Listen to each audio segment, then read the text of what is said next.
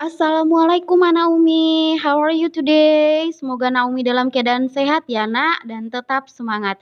Nah hari ini pembelajaran kita yaitu tentang sifat dan kegunaan benda. Nah simak video kali ini ya Naomi. Ciri dan wujud benda. Benda memiliki ciri yang dapat dilihat. Benda memiliki massa dan volume berdasarkan wujudnya. Berdasarkan wujudnya, benda dibedakan menjadi 3, yaitu benda padat, cair, dan juga gas.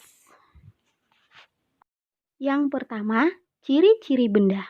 Ciri-ciri benda yang pertama itu adalah memiliki massa. Tahukah Naomi apa itu yang dimaksud dengan massa? Massa adalah banyaknya bahan penyusun yang terdapat dalam suatu benda. Selanjutnya, memiliki volume. Nah, volume itu ukuran ruang yang ditempati oleh suatu benda. Berdasarkan wujudnya, benda dibedakan menjadi 3, yaitu benda padat, benda cair, dan benda gas. Benda padat. Adapun contoh benda padat yang pertama yaitu kursi, kemudian kipas angin, buku, dan payung.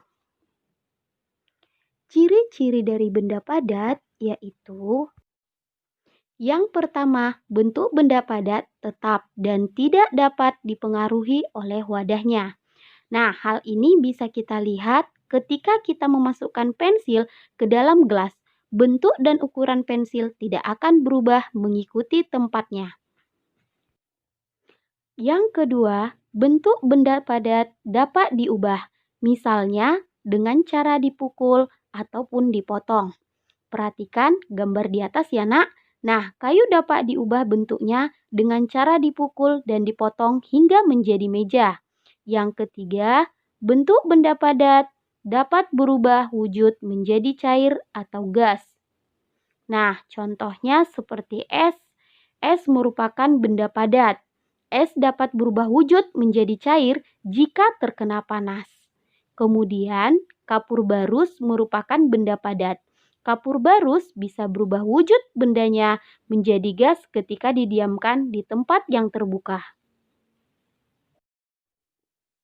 Yang kedua, benda cair. Adapun contoh benda cair yaitu air, kemudian sirup, atau minyak makan. Adapun ciri-ciri dari benda cair, yang pertama adalah bentuk benda cair mengikuti bentuk wadahnya. Nah, contohnya hal ini dapat kita lihat ketika kita memasukkan benda cair ke dalam tempat yang berbeda, maka air yang akan berubah sesuai bentuk wadahnya. Perhatikan gambar di sebelah kiri ya Naomi. Di sini ada gambar sebuah gelas yang diisi dengan air. Nah, di sini dia akan mengikuti bentuk wadahnya. Kemudian ada gambar sebuah botol minuman. Botol minuman ini diisi dengan air.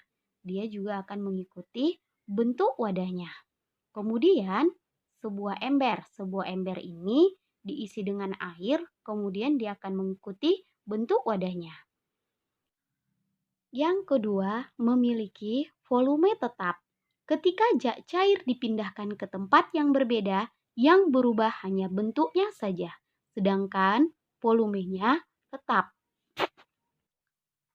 Misalnya, air di dalam gelas yang memiliki volume 50 ml.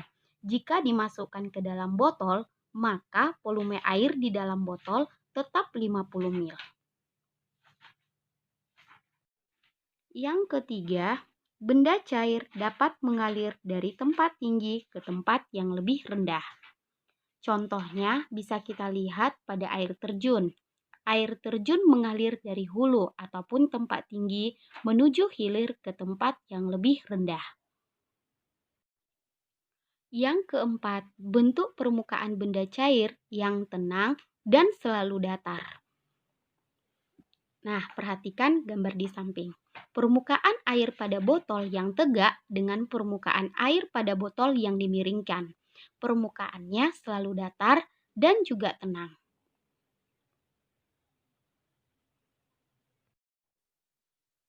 Yang kelima, benda cair dapat melarutkan zat tertentu. Nah, kita perhatikan gambar di samping. Contohnya yaitu gula pasir akan larut ketika dimasukkan ke dalam air.